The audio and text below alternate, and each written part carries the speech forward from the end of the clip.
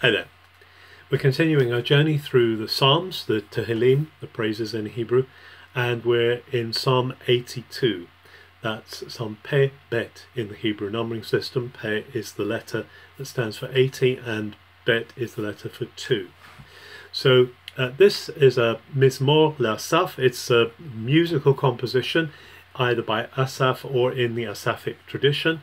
And this is something of a riddle of a psalm. It's one that much has been written about. It's only 7 verses, but it's actually a very, like almost a riddle, a mystery of a psalm.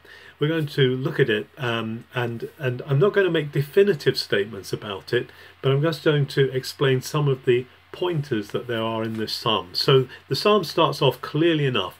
We're talking about God standing up in the congregation. But then the question is, what congregation is he standing in? We know that God is God alone. There is no other God beside him. And yet it also says that he's standing among the divine beings or among the Elohim. Now, we know that this can't be God because God is only God. But there are others around him, it seems, that are in that divine council. They're not gods, but they're derived from him. So an example of that would be at the beginning of Job, where Satan himself is seen as one who seems to have access coming and going from the presence of God.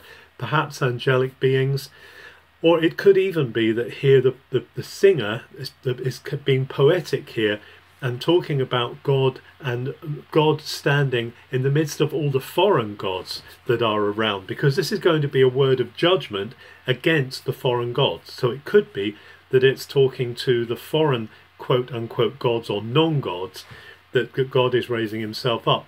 Because the first thing he says to these divine beings, he says, how long will you do unjust things? How long will you keep favouring the wicked? So it seems that these divine beings, whoever they are, have been in cooperation with the wicked. We point that perhaps to the days before Noah, when it says that the sons of God had relations with the daughters of men. It's this kind of picture of the supernatural and the natural combining. And he instructs, he says to these divine beings, you should be defending the poor and the fatherless. This is what's in the heart of God. He wants justice to be done. Remember, the word justice in Hebrew, the word is mishpat, and that has to do with bringing equity and bringing order. God had to push back the chaos to bring creation into being. And it seems that these supernatural beings, whatever they are busy trying to bring chaos back into existence. And so God has to stand against that. And he says he doesn't want that. He wants the poor and needy, he wants those who are in need delivered. That's his heart. He wants them out of the hand of the wicked. And these people are walking in darkness, and he says the foundations of the earth are being put out of joint. Where God has worked so hard to put the foundations of the earth together, these supernatural beings are in danger of tilting the balance, of bringing chaos back in.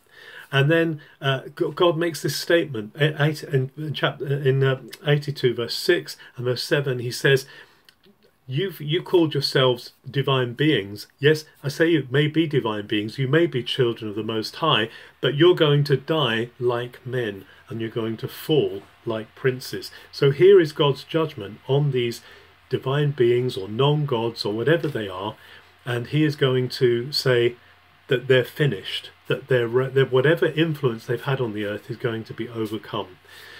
Instead, there's this cry at the end, rise up, O God, Kuma Elohim, rise up, O God, and you judge the earth.